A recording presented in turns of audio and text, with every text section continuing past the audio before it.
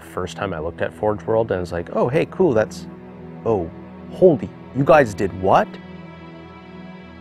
There's just way too much. You can't keep it all in your head at once. It was so beyond our production capability. We were just like, you know, that's crazy. We can't do that. I couldn't stop the artist who started creating it.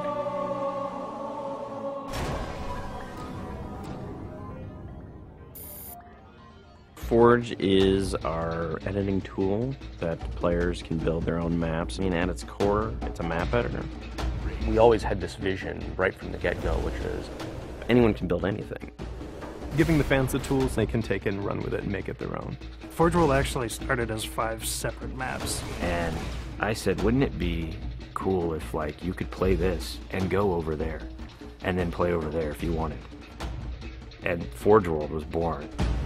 There were a lot of people telling us that, no, you cannot ship this as one big map. We have this awesome new automatically generated LOD system called impostering that makes objects that are really far away really cheap to draw. We're pushing what we can do with the Forge budget, so that lets us have many more objects up on the screen at once, which lets us put more objects into Forge. Interesting to take the Banshee or Falcon out for a spin in Forge World, because it actually takes a while to get from one end to the other. The second you come into this space, you should know that you're on Halo. Our old friend, the Forerunners, come back, because the Forerunners create all sorts of cool, interesting pieces of geometry. We wanted to give people a variety of locations that they could forge in a different way. So a gulch, an island, an interior, a very small outdoor pocket, and then the rock, which was kind of based off Ascension. Let's use a lot of interesting parts in it so that people can manipulate it or we can change it.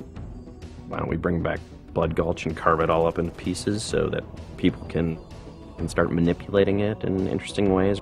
And then Sanctuary was the other one. The Cage and Paradiso, that's just Chad and I playing with a map editor and actually building cool maps within Forge World. I mean, we were doing that exactly how the fans would do that. we definitely looked at what we did in Halo 3 and said, what can we learn from this? It's one thing to build just a stunning amount of map variants, but like nobody was expecting Forge art, I don't think. Like that was just a completely, whoa, what? The Rube Goldberg machines, yeah, those are everywhere. In Halo 3, it was cool that you could move things around, but it was still kind of clunky. And we're like, we have to make this better. What are some of the tricks that the community is using, and how can we make those not be tricks and just make those be tools?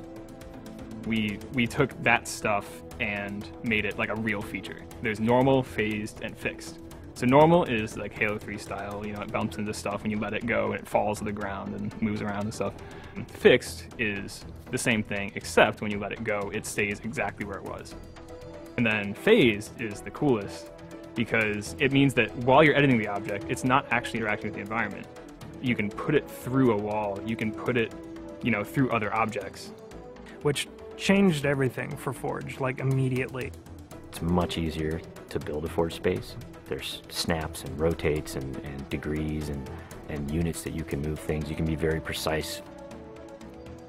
The camera controls, it's actually really good for object placement because like little touches on the stick don't translate into really sudden jumpy movements. And then we also have a fine editing mode. You click the stick in and then your camera starts moving very slowly. You're not spending like 3 hours trying to get one block to line up directly to 3 other blocks. You can select individual objects and say, get rid of all the objects of this type. So if you're trying to get rid of all the spawn points on a map because you want to go and replace all the spawn points, you can do that.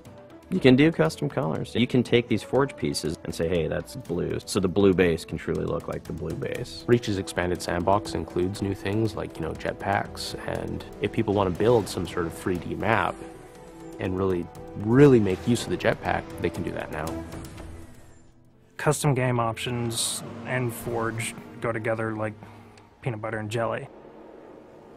You're able to do things with game types that people might not even expect. My favorite example is King of the Hill, where the warthog is the hill. I'm super excited to see what people do with it when it goes out, because there's so much crazy stuff in there that's amazing. We are shipping maps on the disk that we made in Forge ourselves. So The tools are there. If you have the time and the talent, you can make it. The community is just going to outstrip us and spank us. With the new tagging system, you can save a forged variant, you can post it to your file share, and then you can say, you know, sweet new map. Things that are good are downloaded by a lot of people and passed around to a lot of people, and that makes the really sweet stuff bubble up to the top. I'm looking forward to what the next big community game type is going to be. We realized that Reach was our swan song to Halo, and what better way to do that than to let people do what we've been doing all along, which is creating new cool maps. It's nice to go out with a bang, and this is a pretty big one.